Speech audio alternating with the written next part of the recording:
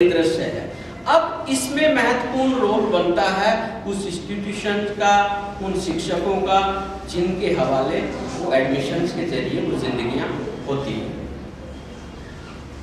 किन बदलावों के बीच हम उनके टारगेट्स दिलाने में, उनकी महत्वाकांक्षाओं को पूरा करने में, उन गार्जियंस की इच्छाओं को पूरा करने में, उन बच्चों के भविष्य को बनाने में कैसे अपनी भूमिका तय करते हैं, कैसे अपनी भूमिका निर्धारित करते हैं। ये एक बड़ा जिम्मा उन इंस्टीट्यूशंस के सिर पर है जो आज के दौर में, चाहे वो कोटा एक्सपर्ट है या कोई दूसरा है, वो इस रेस्पॉन्सिबिलिटी को समझकर बच्चों के भविष्य के साथ अपना कमिटमेंट करें और अपने आप को खड़ा करें, तब एक सामाजिक भूमिका उनकी बनती है ना। जैसे शिक्षा का तेजी से प्राइवेटाइजेशन हो रहा है, निजीकरण हो रहा है ना, तो ये जो पूरा का पूरा सीन है, इसमें हमें अपनी भूमिका को अच्छे से समझने होगा। मैं कहता हूं कि अंडरस्टैंड योर चाइल्ड से पहले गार्जियन को अपने आप को अंडरस्टैंड करना पड़ेगा, टीचर को अपने आप को अंडरस्टैंड करना पड़ेगा, उन इंस्टीट्यूशंस को अपनी जिम्मेदारी के साथ अपने आप को अंडरस्टैंड करना पड़ेगा। दूसरी बात, जो बात सामने आती है वो आती है कि बच्चे पर जो दोहरे तिहरे दबाव है वो क्या क्या है। पहला दबाव तो उस पर अपना है जो उसकी अपनी एक्सेप्टेंस खुद से है, अपने आप से है ना, कि मैं ये बनना चाहता हूँ या मुझे ये बनना है। दूसरा उन माँ बाप की है या उन समाज की है या उन फैमिली की है या उन रिश्ते नातेदारों की है जो उसके सामने मॉडल है या रोज बातचीत करते हैं कि वो ये बन गया है, फलाना ये बन गया है, तुम्हारे मामा के लड़के ने ये कर लिया है, तुम्हारे मौसी के लड़के ने ये कर लिया है, तुम्हें भी ये करना है, जो हम वो पूरा क्रिएट करते हैं। तीसरा उस पर जो दबाव है, तीसरी जो उसकी अपेक्षाओं का, एक्सेप्टेशंस का निर्माण हो रहा है, वो हो रहा है उस फ्रेंड सर्किल से, जिस इंस्टीट्यूशन में वो पढ़ रहा है, जो वहाँ उसके यार दोस्त हैं या जिनके बीच वो रह रहा है ना। वो क्या बातें कर रहे हैं कि इस फील्ड में आज हमें करना चाहिए, यहाँ अच्छा जा रहा है, वहाँ नया पर ये हुआ है, इतने हम ले आएंगे, ये हो जाए। कैसे अपने बच्चे को सोशल बना रहे हैं। जब हम खाली कंपटीशन में बच्चे को इस भावना से तैयार करते हैं कि आपको सबसे ज्यादा ये करना है, आपको अकेले इस बुते ये करना है, उसे ये नहीं बताना, तो हम बच्चे को बहुत स्वस्थ कंपटीशन की तरफ नहीं ले जा रहे होते हैं, बल्कि उसे छोटी छोटी चीजों के लिए जो वो बहुत छोटे से एफर्ट में, बहुत कम एनर्जी, बहुत कम टाइम में वो हासिल कर सकता था, उसे हम बहुत ज्यादा ओवरलोड कर रहे हैं। मैं आपको इसके कई एक्सपीरियंस दे सकता हूँ। मैं दिल्ली जवाहरलाल नेहरू यूनिवर्सिटी में रहता था, JNU में, तो वहाँ 2-3 तरह के स्टूडेंट थे। मैं भी तैयारी करता था, मैं भी पढ़ता था। एक कुछ ऐसे स्टूडेंट थे जो IAS और PCS की तैयारी ग्रुप में करते थे। कुछ ऐसे स्टूडेंट थे जो बहुत ब्रिलियंट थे, बेहद, लेकिन वो अकेले करते थे। किसी को अपनी किताब नहीं दिखाना, मेरे कमरे में कौन नई मैगजीन है वो नहीं दिखाना, मेरे यहाँ कौन सा अखबार आता है अंग्रेजी का वो नहीं दिखाना। इस बात में कोई शक नहीं, मुझे खूब याद है कि वो हम लोगों से 10 गुना ज्यादा माइंड पावर रखते थे। लेकिन मैंने देखा कि हम जो ग्रुप में काम करते थे, हम जो लोग ग्रुप में तैयारी करते थे, उनका सक्सेस रेट 90% रहा। और जो अकेले जोर लगाते थे, अकेले कॉम्पिटिटिव एग्जाम की तैयारी करते थे, उनका सक्सेस रेट 40% रहा, मतलब आधे से भी कम। उसका सीधा सीधा हमारा फंडा था कि अगर हम इस कंपटीशन की तैयारी कर रहे हैं, IAS की तैयारी कर रहे हैं, PCS की तैयारी कर रहे हैं, नेट की तैयारी कर रहे हैं या कोई PhD सिनॉप्सिस की तैयारी कर रहे हैं, तो किसी भी चीज में 8-10 से ज्यादा यूनिट तो होती नहीं है। किसी भी कोर्स कंटेंट में 8-10 यूनिट होती है ज्यादा से ज्यादा एक पेपर में। अगर हम 10 लोगों का ग्रुप है या 5 लोगों का ग्रुप है, ग्रुप का मतलब होता है कोऑपरेशन, और कोऑपरेशन का मतलब होता है ग्रुप कल्चर। अगर कोई इंस्टीट्यूशन ये सिखा रहा है या उस इंस्टीट्यूशन के टीचर उस ग्रुप कल्चर में जी रहे हैं, कोऑपरेशन के में जी रहे हैं, या वो अपने स्टूडेंट्स अपनी क्लास के बीच वो उस कल्चर के थ्रू सोशलाइजेशन कर रहा है, तो मैं कह रहा हूँ कि बड़े से बड़े टारगेट हासिल करना भी बहुत आसान है।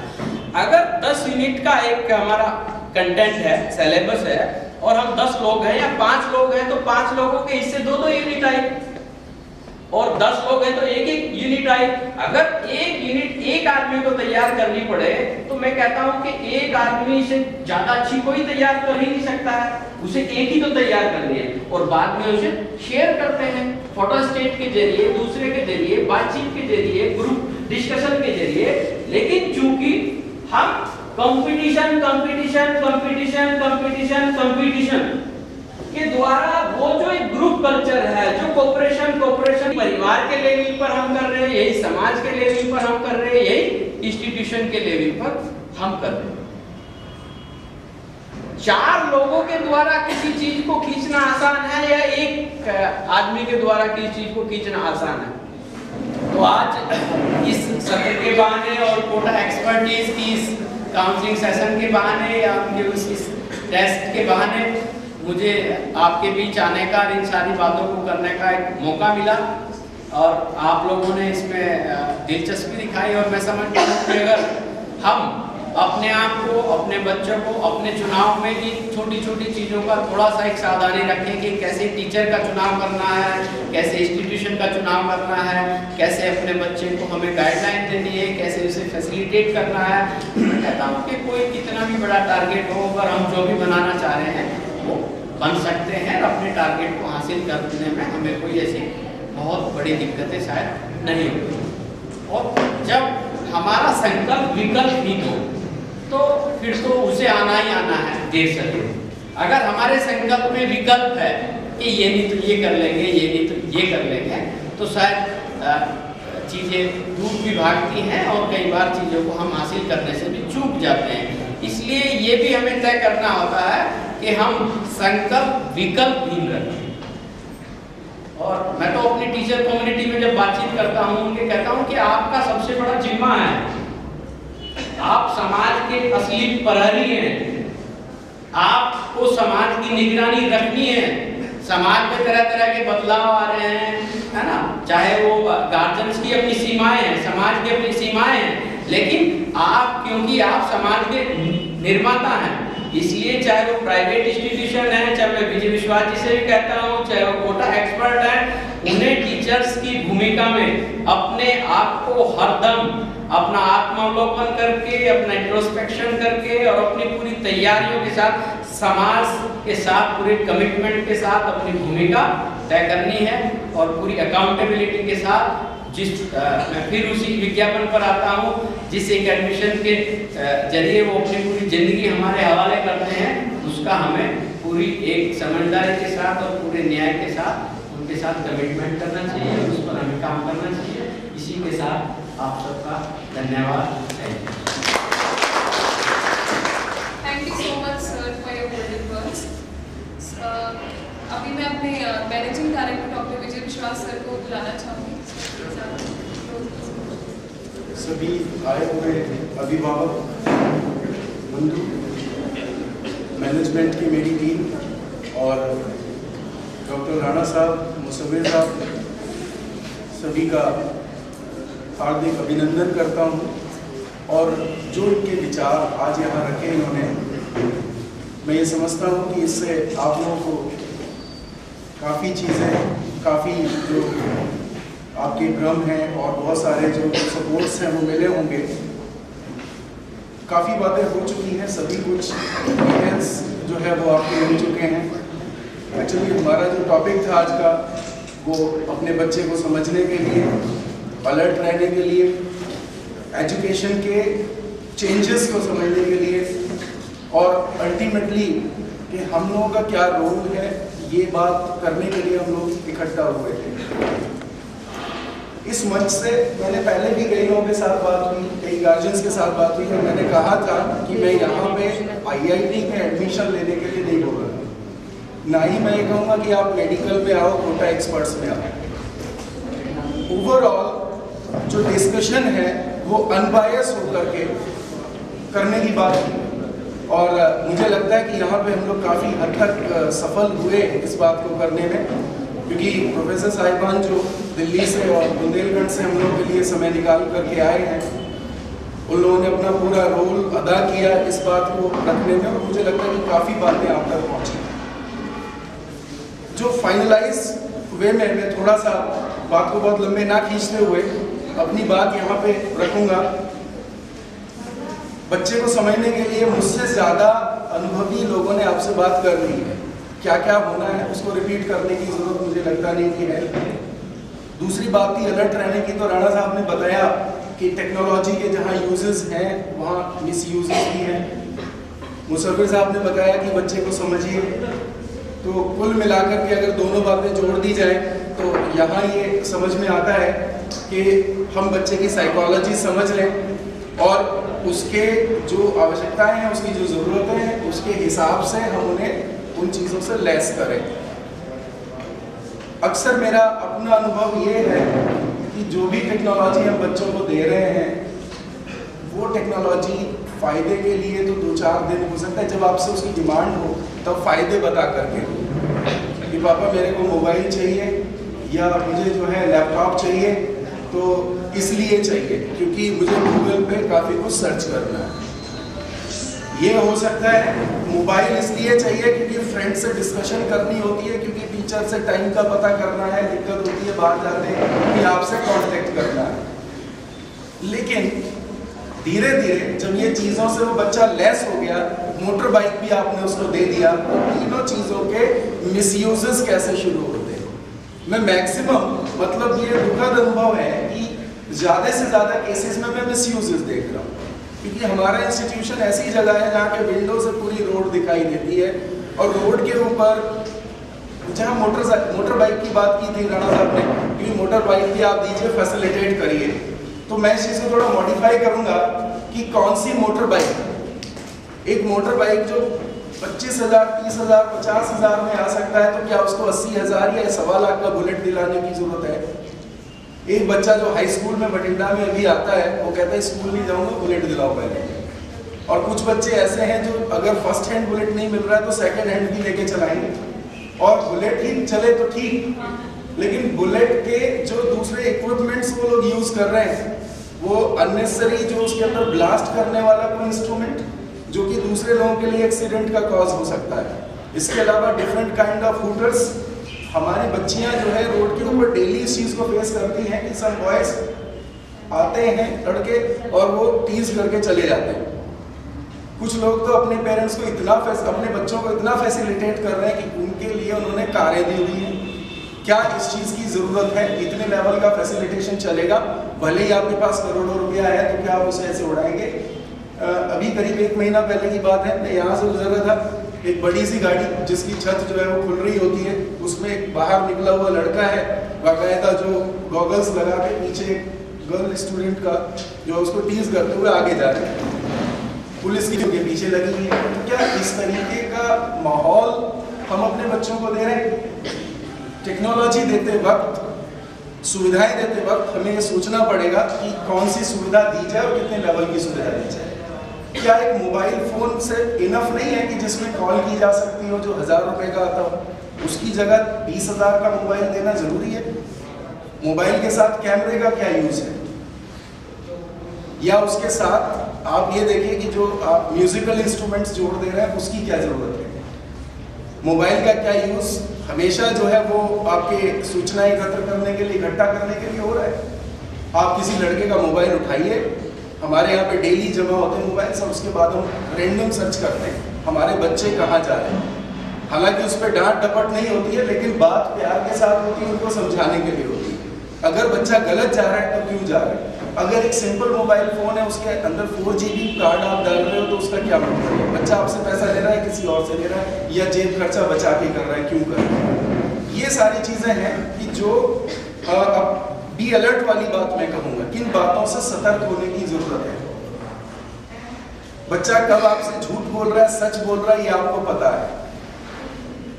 जिस कंडीशन में जब आप बच्चा बाहर से आता है, रेगुलरली आप उसके साथ अगर जुड़े नहीं हैं तब तो बात अलग है, लेकिन अगर आप उसको समझ रहे हैं तो मुझे लगता है कि थोड़ा सा अप डाउन भी आपको बता देता है कि आज बाहर में क्या हुआ है। तो ये चीज़ें समझने की ज़रूरत है। टेक्नोलॉजी देने से पहले उसका यूज़, अगर आप इंटरनेट दे रहे हैं घर में, तो डेफिनेटली उसको ये रेगुलर देखें कि वो इंटरनेट का इस्तेमाल किस तरीके से हो रहा है। आप उसका निगरानी ना करें, आप हवलदार ना बने, दरोगा जी ना बने, सिंपली आप चुपचाप उस चीज़ को ऑब्जर्व करें कि क्या चल रहा है। हमेशा हम लोग की एक नेचर है, ह्यूमन नेचर है, अच्छाई से ज़्यादा बुराई हमें जो है ज़्यादा अट्रैक्ट करती है। हम लोग एक्सपीरियंस करना चाहते हैं, हम लोग एडवेंचर करना चाहते हैं। आजकल एक शौक पैदा हुआ है खतरे से खेलने का। बच्चों को बाइक आपने दे दी, लेकिन आप समझिए कि हर साल सैकड़ों बच्चे हाथ से निकल जा रहे हैं क्योंकि वो बाइक तेज चला रहे हैं। एक शौक है बाइकर्स का। हर शहर के अंदर कुछ लड़के 150 का ग्रुप, अक्सर जो है पुलिस उनको जो है रोकती पाई जाती है, और कई बार तो पुलिस वाले भी उन पे हाथ डालने की हिम्मत नहीं करते, क्योंकि वो ऐसे घरों से ताल्लुक रखते हैं जिनका रुतबा जो है पुलिस से कहीं ज़्यादा बड़ा समझा जा रहा है। तो ये टेक्नोलॉजी जहां आपको फ़ायदा दे रही है, वो नुकसान भी हो सकता है। और आप जब टेक्नोलॉजी दे रहे हैं, तो मेरा कहने का सीधा मतलब है कि इस चीज़ का पूरा ख्याल रखा जाए कि कौन सी टेक्नोलॉजी आप उसको प्रोवाइड कर रहे हैं। जैसे कि अभी एक बात आई थी बीच में कि हीरो अच्छा लगता है कि विलेन अच्छा लगता है। विलेन जो पिस्टल के बल पे अपने बात को मनवा लेता है, तो बच्चा अगर उससे इंस्पायर्ड है तो आइडिया आ गया फिल्म से और अप्लाई हो गया पेरेंट्स पे। पापा अगर नहीं दिलाया तो छत से कूद जाएंगे, कमरा बंद करके 2-3 दिन खाना नहीं खाएंगे, अगर ये चीज़ नहीं हुई तो ऐसे हो जाएगा। तो पेरेंट्स तो जो है वो पिघल ही जाने हैं और ये काम इस तरीके से वो बात मनवा दी जाती है। तो कुल मिलाकर के आप उनके फ्रेंड्स बनो, उनके साथ ये देखो क्या समस्या है। हो सकता है इंटरनल कोई साइकोलॉजिकल प्रॉब्लम हो, काउंसलिंग एक अच्छा माध्यम है, परामर्श ले सकते हैं लोगों से, साइकोलॉजिस्ट से मिल सकते हैं। साइकोलॉजिस्ट से मिलने का मतलब ये नहीं कि आपका बच्चा पागल हो गया है।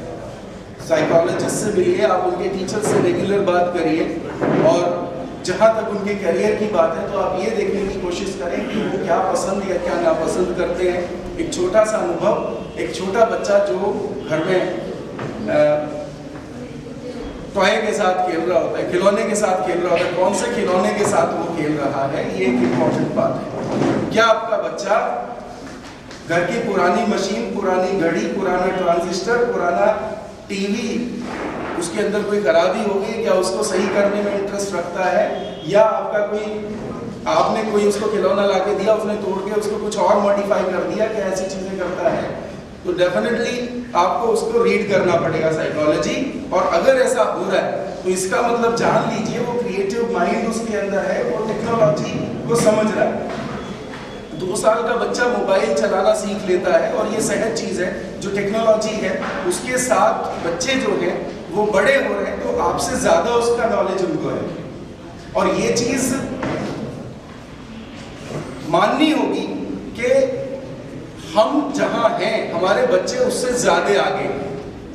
हमने उन्हें बस एक चीज़, आपका अनुभव, उनकी नॉलेज, उनका विजन मिल जाए तो मुझे लगता है कि जो आने वाला भारत है, आने वाली दुनिया है, वो बिल्कुल अलग तरीके की होगी। और आने वाले समय की जो बात है वो कुछ इस तरीके से समझी जा सकती है कि नंबर ऑफ डॉक्टर्स क्या होंगे, नंबर ऑफ इंजीनियर्स क्या होंगे, नंबर ऑफ आर्टिस्ट क्या होंगे, अलग अलग दुनिया भर के डिफरेंट फील्ड जनरेट हो रहे हैं। तो आप इस बात से ना घबराएं कि आपका बच्चा केवल मेडिकल या इंजीनियरिंग क्यों नहीं सोच रहा है, या आपका बच्चा जाना चाहता है किसी एक फील्ड में और आप उसको दूसरे में ले जाना चाहते हो, कहीं अपने सपने की खातिर, या फिर इस वजह से डर के कि कल को इस फील्ड का फ्यूचर नहीं हो सकता है वो अच्छा कोई आर्टिस्ट बन जाए। लेकिन फिर भी हमें ऑब्जर्वेशन रखनी होगी, आर्टिस्ट बन तो जाए, कहीं को ये डिसीजन किसी इन्फ्लुएंस में तो नहीं ले रहा, टीवी पे किसी प्रोग्राम को देखकर तो नहीं ले रहा जहाँ पे डांस हो रहा है कि भी मेरा बच्चा भी डांस हो रहा है, डांस क्लास में लगा लो।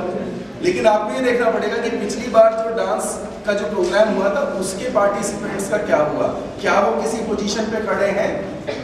पहले टीवी में प्रोग्राम आता तो उसमें काजी करके लड़का था जिसको काफी जो प्रमोट किया गया, क्या आपने जानने की कोशिश की कि आज वो काजी का है? उसका क्या फ्यूचर हुआ। तो ये ऐसी चीजों के चक्कर में भी ज्यादा ना पड़े, बच्चे का इंटरनल इनपुट जाने, एक शौक हो सकता है कि बच्चा गाना जानता है, बच्चा डांस करना जानता है, लेकिन ये उसका करियर कब बने, ये चीज आपको देखनी पड़ेगी। इसकी ऑब्जर्वेशन की जरूरत है, इस पे अलर्ट रहने की जरूरत है। किसी इमोशन के तहत तो ऐसा नहीं हो रहा कि भी हम जो है किसी सर्टेन फील्ड में जाना चाहते हैं। अभी हमारा बच्चा है, सुबह वो बोलेगा कि जो है सुबह शिप बना रहा था बैठ के, तो कह रहा पापा मैं जो है ना, मैं तो सेलर बनूंगा। 2 दिन पहले उसने जो है डॉक्टर बनना था और उससे पहले दिन उसने आर्टिस्ट बनना था। तो ये तो अभी दिमाग के अंदर जो विजन है वो चल रहा है, उसे कई चीजें अट्रैक्ट करती हैं, लेकिन रियली उसको क्या बनना है ये हमें ऑब्जर्व करना पड़ेगा और उसकी मदद करनी पड़ेगी उसका गोल हासिल करने में, चाहे वो जहां भी जैसे भी है। अगर हम ऐसा कर पाएंगे तो ज्यादा सक्सेसफुल